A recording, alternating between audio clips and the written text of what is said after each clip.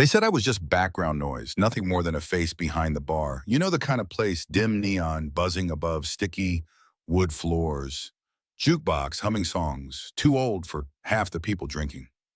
There, boy. That night started like any other. I was pouring beers, wiping counters, pretending not to notice the stares that always came my way. Some stares were curious, others carried that heavy weight of judgment, but I had learned to live with it until a gang of bikers rolled in, dragging trouble behind them like smoke from their engines. The biggest one scar cutting across his cheek slammed his mug down so hard the glass shattered. The room froze. He looked me up and down like I was a target, not a person. "Hey, sweetheart," he growled loud enough for the whole bar to hear. "How about a smile?" The laughter that followed was the kind that burns. I forced a polite grin, hoping it would end there. But it never does it? When I turned to grab another glass, his hand shot out, yanking at my shirt. Fabric tore, air caught in my throat. The bar went silent, except for one idiot snickering in the corner. My chest burned, not just from the humiliation, but from the memories that slammed back like a freight train. Years of being underestimated, dismissed, written off. Years of swallowing anger to keep the peace. But that night, something inside me snapped. I grabbed his wrist, and before he could process, twisted it back until his knees buckled. His friends shot up from their chairs, eyes wide, ready to pounce.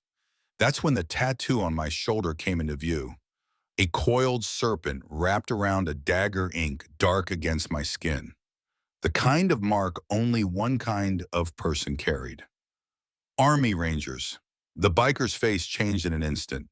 His grin vanished, replaced with something I knew all too well: fear. His buddies froze mid-step, like the whole bar had just been dunked in ice water. One whispered, "Oh, hell, she's military." Suddenly, I wasn't invisible anymore. I stood there, breathing steady, still holding his wrist. "You done?" I asked, voice low, calm but sharper than glass.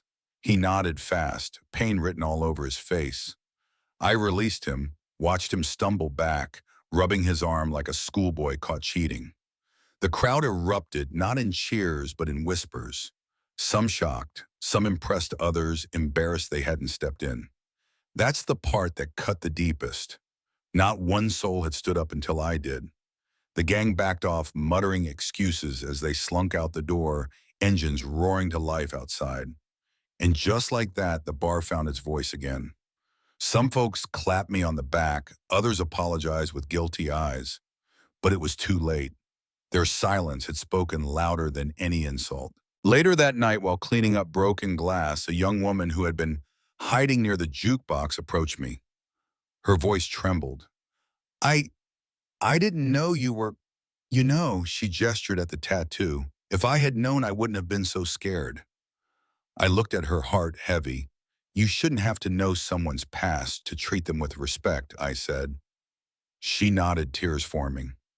Driving home that night, window down, wind washing away the stench of beer and smoke, I thought about how many times I had been written off before people knew who I really was. How many others live invisible until they are forced to fight back just to prove they're human. The truth is, what happened in that bar wasn't about me being Army, or about tattoos, or about strength. It was about the lies people tell themselves when they look at someone different. Lies that give them permission to disrespect, to humiliate, to dehumanize. And the only thing that shattered those lies was a moment of truth they couldn't deny. So here's what I wondered, and I'll leave it with you. Why does it take a fight, a scar, a symbol of violence before people recognize dignity in someone they overlooked? Why do we wait until fear forces respect instead of offering it freely from the start? Maybe you've seen it happen. Maybe you've lived it yourself.